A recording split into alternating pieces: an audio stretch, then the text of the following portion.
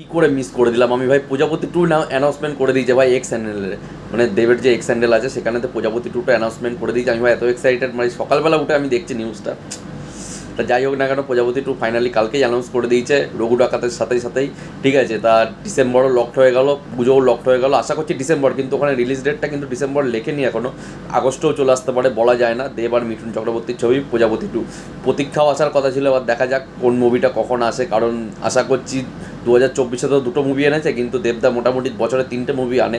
ঠিক আছে, তা দেখা যাক এবছরও দুটো মুভি আনে না 3টে মুভি আনে, কারণ রঘু ডাকাতে অনেক সময় দিতে হবে, অনেক কিছু করতে হবে রঘু ডাকাতে, বড় বাজেটের মুভি, তাই জন্য হয়তো এবছরেও দেবদার দুটো মুভি আমরা দেখতে পারবো। তোমাদের কি মতামত এই নিয়ে নিচে কমেন্ট করে অবশ্যই বলবে। আর শুনে খুব খুশি হয়েছি ভাই, প্রজাপতি টুটাও অ্যানাউন্স করে দিয়েছে দেব আর মিঠুন চক্রবর্তীকে। ভাই আরও একটা ব্লকবাস্টার লোডিং, মানে 2025-এও দুটো ব্লকবাস্টার লোডিং, কিন্তু ভাই একটা তো বিপদ আছে, সেটা নিয়ে পরে কথা বলবো। ডিসেম্বরেরতে একটা বিপদ আছে পুষ্পার মতোই।